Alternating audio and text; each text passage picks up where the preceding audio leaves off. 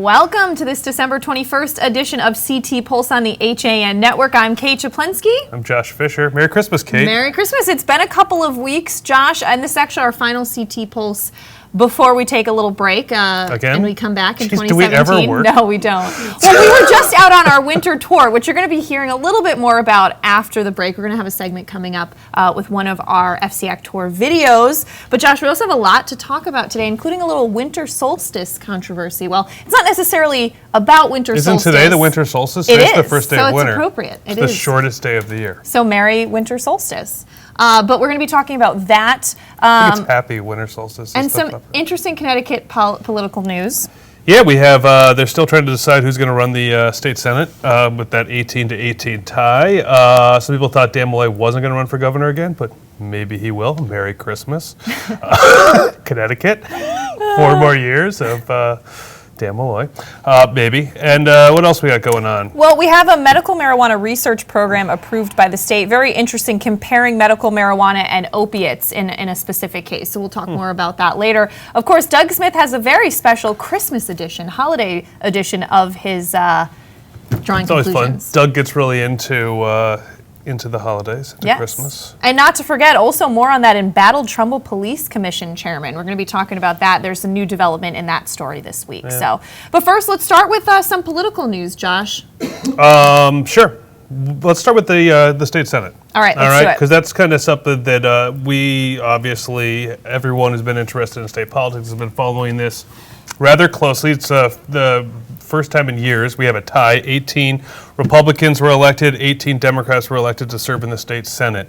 And now the Democrats and Republicans, are fighting over who's going to be in control. Yeah. The Democrats are arguing that Nancy Wyman, the lieutenant governor, should, since she would break the ties on votes, on bills and those sorts of things, that she should be able to break the tie on who's in charge. Right, but when we spoke to Kevin Rennie, he said that is not how that works. Right, we spoke to Kevin Rennie after the election, which seems, a few weeks ago, and he said that's not how it works, and that actually Denise Merrill, the Secretary of the state, is the one who presides over when they actually officially vote for the leaders in the state Senate. Now, the Republicans are willing to work with the Democrats that would allow Martin Looney to remain as the president pro tem of the Senate if the Republicans can have some more say in committee assignments and if their bills, they'll let their bills get to the floor for a vote. The Republicans also say that if the Democrats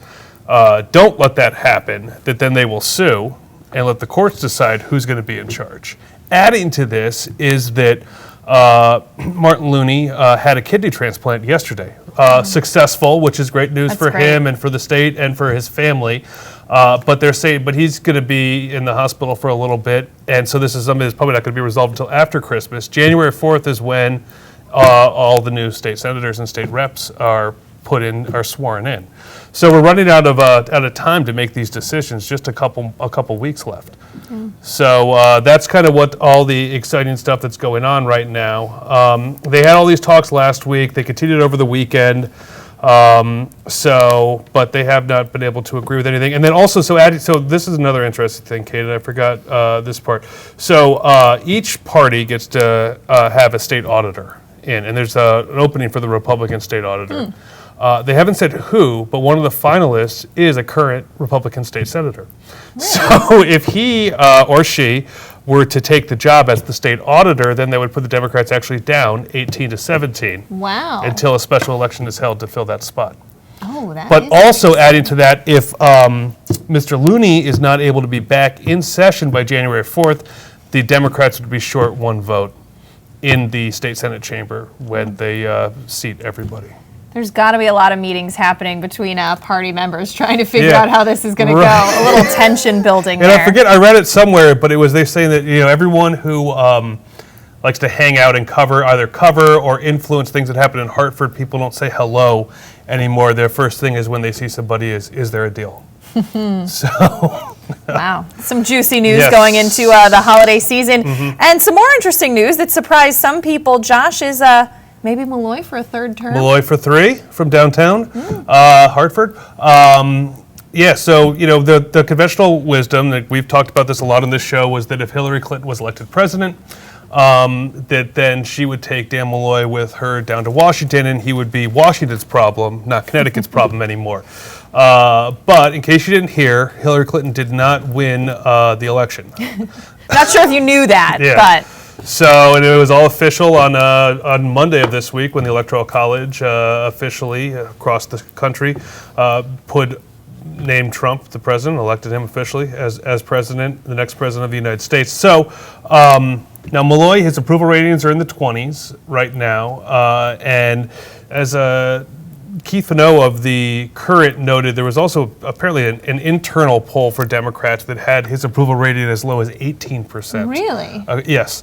So, but Malloy was also just reelected as the head of the Democratic Governors Association. That's interesting. Yeah, reelected to that post. So, and I think they like him nationally because Dan Malloy's a good attack dog. And he's been going after some of Trump's recent nominees, such as Rick Perry. If you remember, Rick Perry and Dan Malloy had a little sparring match going on when Rick Perry was when he was still governor of Texas, and he was traveling the nation encouraging businesses to come down to Texas where there's no income tax and it's a very business-friendly climate. So, that was one of Dan Malloy's several. He's gotten into it with a number of governors, including Bobby Jindal. Thank you. Bobby Jindal in Louisiana. Of course, Chris Christie in New Jersey. So he doesn't shy away from that. He really doesn't, speaking out on a... No, and it's done wonders for his approval rating. Well, apparently with the National Governors Association. Right, it works well. So it's kind of interesting. But, we have another, $1.4 billion deficit that Connecticut is facing once again. Malloy says he's focusing on preparing the next state budget and his State of the State address in January. And he said that he'll, worry about running for re-election after he gets through that. We are now less than 2 years away from the 2018 election. And then so even people in the Democratic Party say they're not sure that they would necessarily want Malloy. That it could get certainly a Democratic challenger, which he didn't have one 2 years ago. And then, of course, it always comes down to if the Republicans can get their act together and nominate somebody who can win elections. The Republican Party in Connecticut has done a very good job of making sure they nominate someone who would lose. It's like, the Democrats... Do you think that's in their planning meeting? All right, who's going to lose this one? The Democrats have the worst possible candidate out there. Let's find someone worse on our side to make sure that the Democrats win so we can still complain. Because the thing, it's also when you're in the minority and you lose, it's very easy to complain about what's going on. And once you actually win power, you have to get stuff done. Which, of course, we've seen flip-flop in Washington every 8 years since since 2000, technically. So that's going to be interesting to see. That's going to be, I think coming in 2017, most of the focus in the state, until Dan Malloy makes an announcement about what he's going to do, is Dan Malloy running for re-election? And that'll have it'll really, I think, play into how the budget works, too, particularly with that 1818 tie in the state Senate. So it could be a fun year for us up here in Connecticut. We're going to have a lot to talk about. All yes. right. Well, moving on, Josh, to a story a little closer to us here in our Shelton studio. And that's that a Shelton man has just won a lawsuit against the city to place a winter solstice sign in the middle of the Huntington Green for the holiday season. Jerry Bloom sued the city after being told he couldn't put up that sign in Constitution Park next to Post 16's annual display of trumpet-playing angels. Now, this is actually a photo I took when I was driving home because I was shocked to see this sign. Now, Shelton, interesting to note, but in Huntington Green, they do put up a nativity set. I know there's been some controversy around that in the past.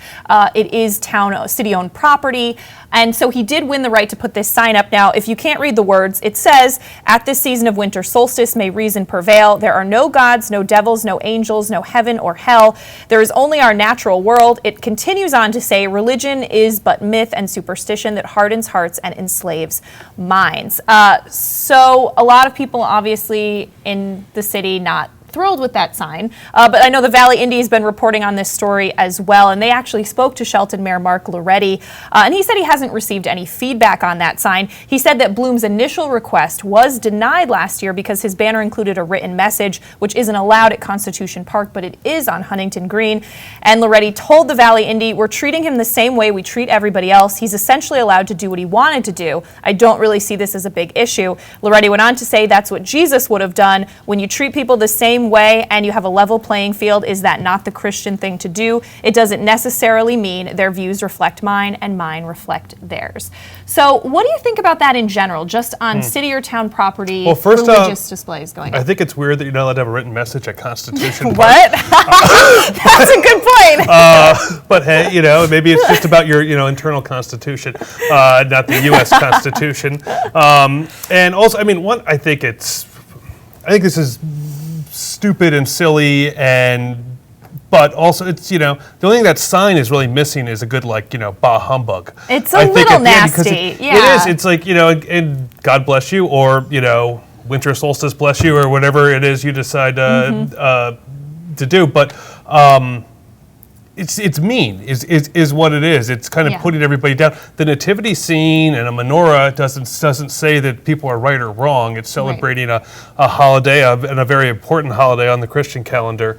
A crash of the nativity scene reflects, and this is kind of a little pokey in the eye. You're dumb. I'm smart. Right. Which is one of the things that gives liberals a bad name. Exactly. What's I think not so great. I know a few years ago there was a campaign by atheists in, I think it was this country, maybe it was another, but it just had a message up on subways, I believe, that said, "Just be good for goodness sake." Like kind of more of a straightforward message, right? That had nothing to do with religion. That I get. This reminds me of the Calvin and Hobbes decals where Calvin's peeing on a Ford sign and it's on the back of a Chevy, and that's basically what this equates to. Yeah. And so obviously, what's this guy's name? So this guy's name is Jerry Bloom.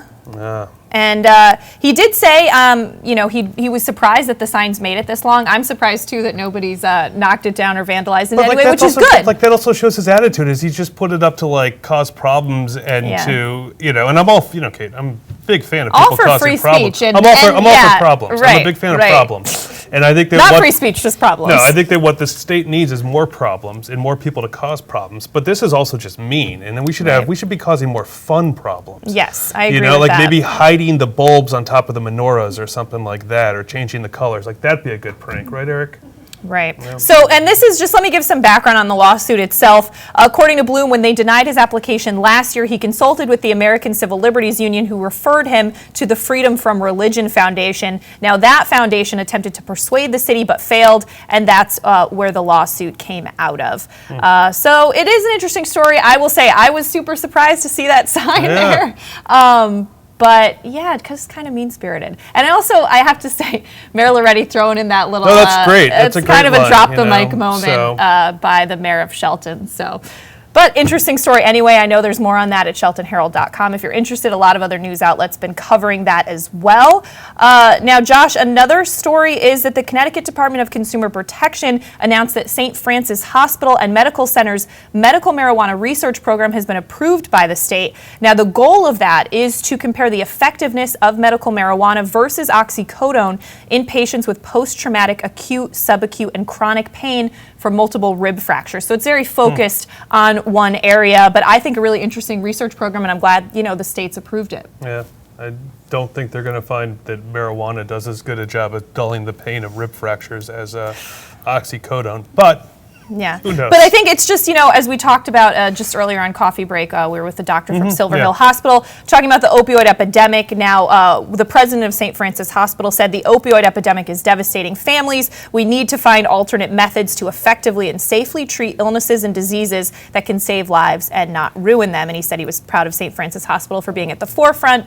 But just an interesting story, interested to see what that research shows. Well, it's certainly true. Opioids problems tend to make families frown, and medical marijuana or any sort of marijuana tends to make families smile. So we're always in favor of more pot and less pills, fewer pills. Well, it was interesting when we had Dr. Eric Collins on Coffee Break just earlier today. He was mentioning that a lot of things have come into place, that he thinks there's going to be a generation, the opioid problem will be lessening as time goes on, but we still have just this large amount of people that are addicted. People, and through the thing, people are more afraid, I think, probably to take it, particularly maybe if you have a history in your family of addiction. You might, want to talk to your doctor and think about ways that you can manage your pain without having to take some pills to do it.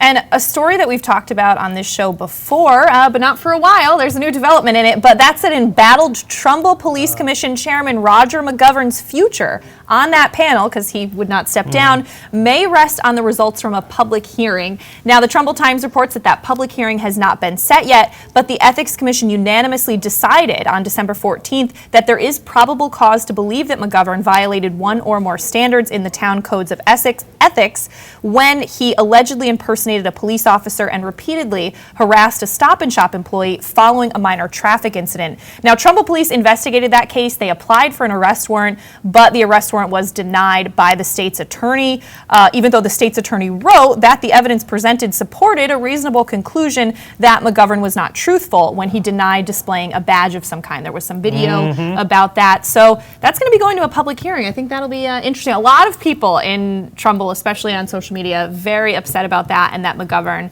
did not step down from that post. Yeah, it's pretty amazing that he's able to still have this power when we've looked at the videos. We've been, exactly, like it kind of shows that he did lie, likely. Right, yes. And here's the thing, if you don't understand how police commissions work, it's private citizens elected or appointed to a board usually, and they oversee the operations of the police department. Now, that means he's overseeing a department that investigated him, which could obviously lead to some issues there. So that's another story that we're following this week. More on that at TrumbullTimes.com. Now, Josh, we will take a break in a bit, but another Shelton story that Aaron Berkowitz at the Shelton Herald reported on. Now, this was a bus driver last Friday was transporting intermediate school students, but then now the superintendent, they're saying he will never drive in Shelton again after he was arrested mid-route for erratic driving. Now, they found out about it because students were Snapchatting photos of the driver apparently asleep at the wheel or not looking all there, and then those kids also sent that. Now, they didn't just Snapchat it, they sent it to their parents, and the parents contacted the school contacted the superintendent, and the superintendent immediately called police, and they stopped that bus mid-route. That's a scary situation. There's a lot more on that story as well at sheltonherald.com. Now, for the school's part, they subcontract their drivers, so those drivers are not employees. They work for the bus company, which in this case is Landmark Transportation. So more on that story at Shelton Herald. A lot of news. A lot of news, but that also shows you kind of the power of the modern technology that we use nowadays. The kids are able, the kids are so comfortable When I was a kid or you were a kid on the bus, we had no way of, no way of communicating, really no way of calling for help. All we could do was just, pray. Hang out the window and call for help. We could pray to God unless we were a Bloom and from Shelton, and then we just have to, pray to the animals in the forest or something that the winter solstice would save us. All right. Well, we are going to step out for a break. When we come back, we have an interesting video we took on our FCAC tour. Actually, Frank Renito interviewed some incredible students in Bridgeport talking about the fencing program there. So we're going to talk about that when we come back after this. Hi, this is Leo Carl from Carl Chevrolet in New Canaan. And you've heard me talk about the Chevy Volt for years. The new model gets 53 miles on EV charge daily, plus 420-mile full range. But don't take my word for it. You need to come in and test drive the Volt yourself. Visit us at 261 Elm Street in New Canaan or online at carldirect.com. At Hoyt Livery, our goal is to always... Sam, what are you doing? We're filming a commercial. I'm checking out the new Hoyt on the Go app.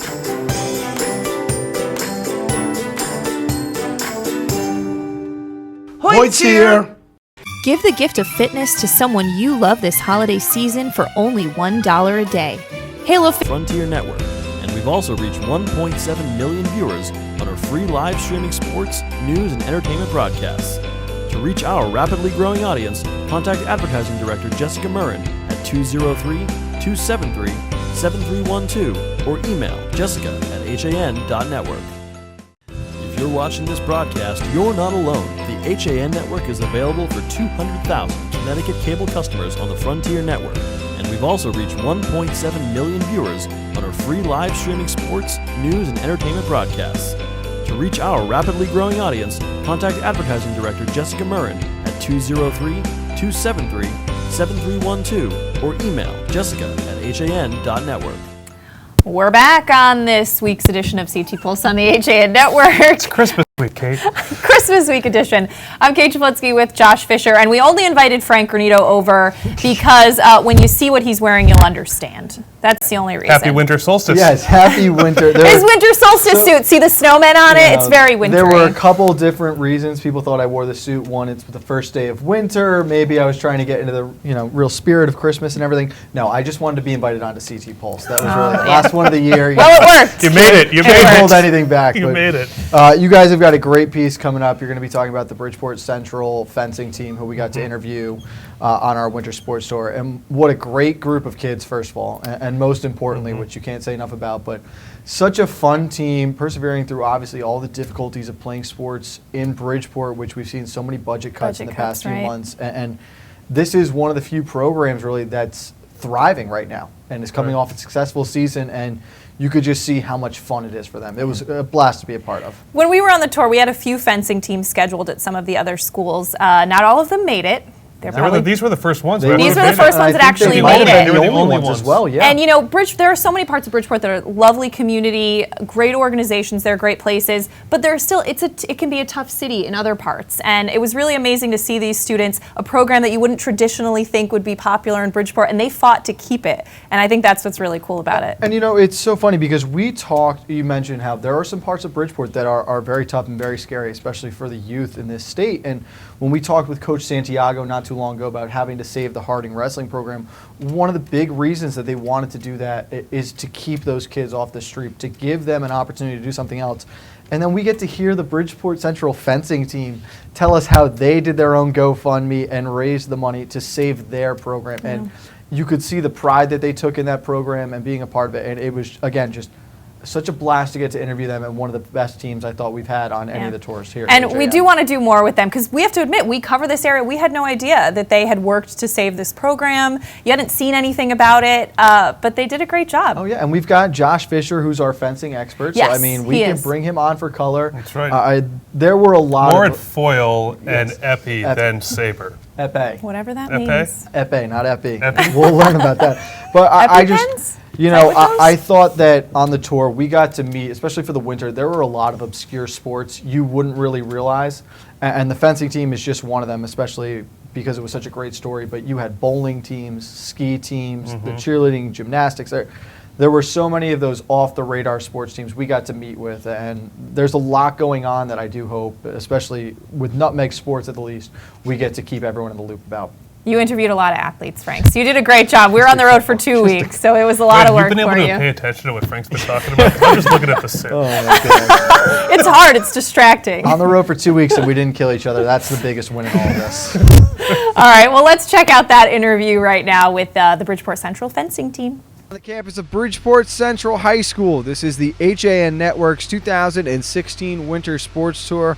I'm Frank Granito, and I'm joined by the captains of the fencing team here for the Hilltoppers. They are Leslie Norette, Pansavan Kiofanga, Hala Dadouche, and Ashley Jean-Baptiste. Thank you so much, boys and girls, taking time this day. Leslie, let me start with you. What did it mean being named a captain heading into this season? So, honestly, I didn't think I would be able to make captain this fencing season, but when Coach told me, I was really thrilled because I knew that my team would go far and we'd make it to states and hopefully get first place.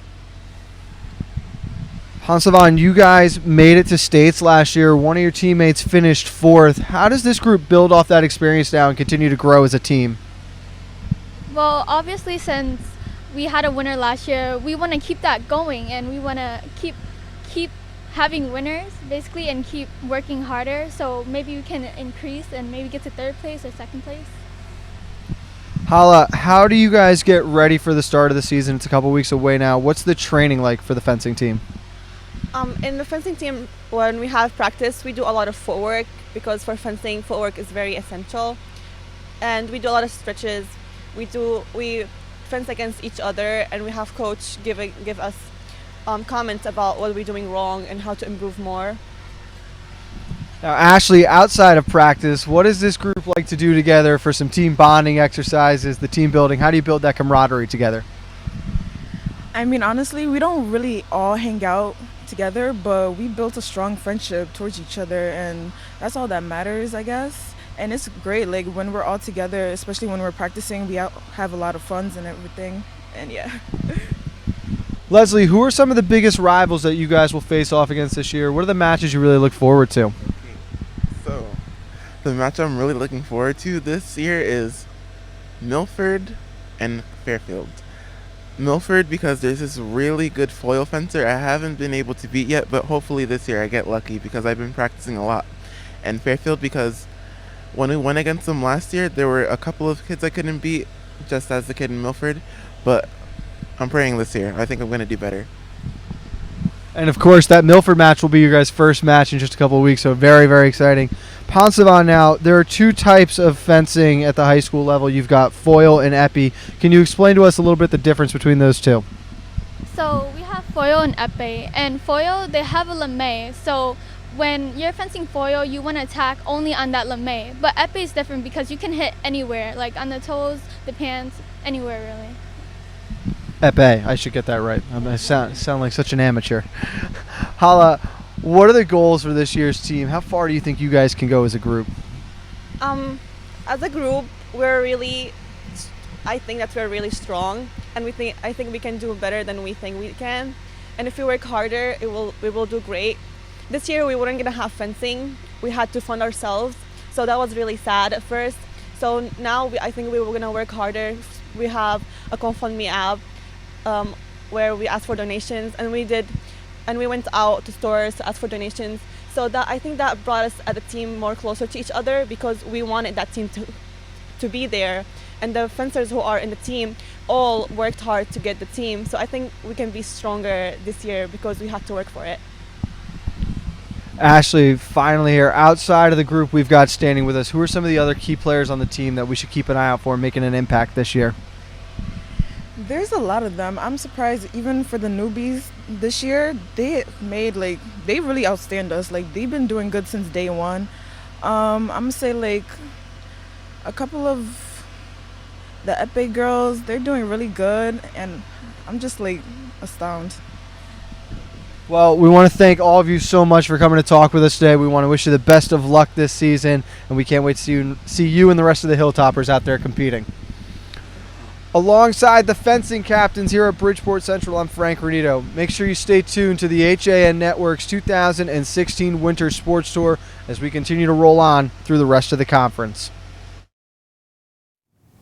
Again, that was Frank Renito talking with the Bridgeport fencing team. We are going to step out for a break, and when we come back, we're so excited to have Doug Smith with Drawing Conclusions Holiday Edition after this. Connecticut is coming back to hometown banking,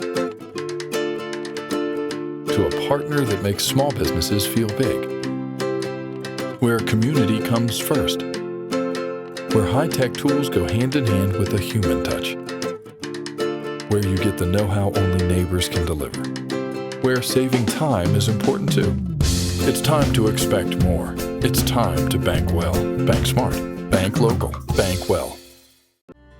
I really wanted something that felt like a home. Coming from a big house, I wanted the feel of a home as opposed to a condo. My property taxes on my single-family home were close to $20,000 a year. Now that I've downsized and I'm in a townhome, and because of the condo tax laws, my fees have gone from $20,000 down to about $5,300 with the star exemption. There is no other townhome that compares in the area. This is where I want to be. On time, done right, safe and reliable. MrHandymanCT.com. Let our satisfied customers tell it. I have called Mr. Handyman for every reason, every occasion, every broken item, every leak. They have bailed me out on many occasions, and I would recommend them to anyone. For any project, large or small. MrHandymanCT.com. Why cook it all this holiday? Avoid the stress of holiday planning and let your friends at Walter Stewart's in New Canaan do the heavy lifting. Whether you're looking to fill in with a few crowd-pleasing sides or you want us to prepare your whole feast, from cranberry sauce to pumpkin pie, we're ready to simplify your holiday. Place your order from our holiday menu and spend your holiday the right way, relaxing. Our fresh prepared holiday meals to go are designed with your busy schedule in mind. Visit us at stewartsmarket.com or at 229 Elm Street, New Canaan. For unique and special holiday gifts, come to Touch of Sedona, a spiritual boutique located in the heart of Ridgefield, Connecticut. We have plenty of unique pieces, including Native American and equestrian jewelry, crystals, candles, incense, and books, as well as an ever-changing showcase of artists, intuitive practitioners, healers, and lots more. Happy holidays from Touch of Sedona, 452 Main Street in Ridgefield. Visit us today. Open 7 days a week.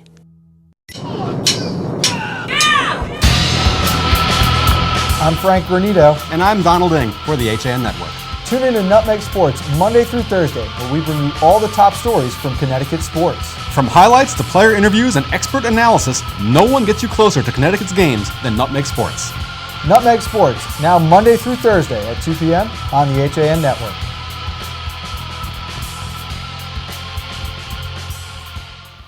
All right, I think we should stick this on a sign and put it up in Huntington Center to really mess with people. Doug Put it in Prostitution Park. Doug Smith, drawing conclusions. Doug, interesting choice for today's drawing conclusions. You know what? I put that on my Facebook and I got a couple criticisms. Shocker. Yeah.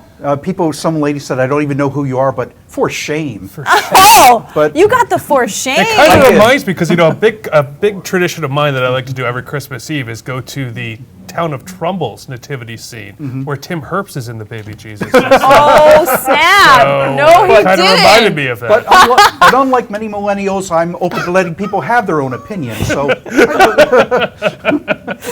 right, well, let's get into it. This is a holiday edition of It Drawing is. Conclusions. What do we have up first? Tell us. oh, there we got Santa on his way out, and he's smoking his pipe there, and the elf's giving him a heads up on the creosote and chimneys. Be careful about that. We Be don't careful. want to see Santa ignited. Nobody does. All right, up next. Tell us about this Oh, one. that was a few years ago in New Canaan with a cell tower. So Don't we all want that for Christmas? We do. though? I still don't think Santa's brought a cell tower to New Canaan yet. In some places, They- right? Yeah, I there's think they still no got cold. service. Frank Rito's shaking his head no. I guess he doesn't have service there. And tell us about this. Oh, there was muttering about global warming, and they said, well, you're the one who set up shop on a polar ice cap. It's your fault. But I guess with the new upcoming administration, we'll learn there is no global warming, so we don't have to worry about it. So you don't need to make any more cartoons about it, which is Kind of like great. the North Pole is Venice. It's lovely, really. Move to Antarctica. Sorry, there's no room at the bin. Yeah, I love that. I guess he's going to dump the clothes in a nearby manger. All right, up next for the naughty list, I've been cross-referencing their Facebook accounts as well as credit reports. I can't leave anything here because I can't bypass the security system. Well, the good news, it means the Krampus can't get in as well. That is good news. Nobody wants a Krampus getting in. Oh, and this I love because how accurate is this? I'm feeling a little bit of this. I am the ghost of things yet to come. January 2016 credit card bills. The only catch with that is that Scrooge was too smart a businessman. He never take the high interest rates of credit card. Right, yeah. Exactly. Or buy He was anyone too a Christmas smart for present. that. There you go. Oh, we got a sweating Rudolph. Santa poor downsized? Rudolph. Yeah. Oh man, that's We're all rough. feeling the economy. Now this one I love because Oh, that was done back with the Sandy Hook episode. So that was beautiful. That was such a hard year, I think, with Yeah. the holidays coming up, and you just captured it perfectly in a cartoon, which I love. Thanks so much, Doug. All right. Well, Merry Christmas. You Happy too. holidays. Thank you. Merry Christmas, Best Doug. to you. Happy right. winter solstice. Thanks. I guess you spoke about And that. apparently, happy birthday coming up, according to the drawing conclusions. Oh, yeah, Doug. Oh, yeah, that's yeah. All right, Doug. And we thank shall you. call him Doug. That's what the angel said, You'll right? see me again at Easter time. All right, Doug. Thanks so much. Thank you. We're going to wrap things up here on CT Like Pulse. a Christmas present. We'll see you in 2017. Merry Christmas.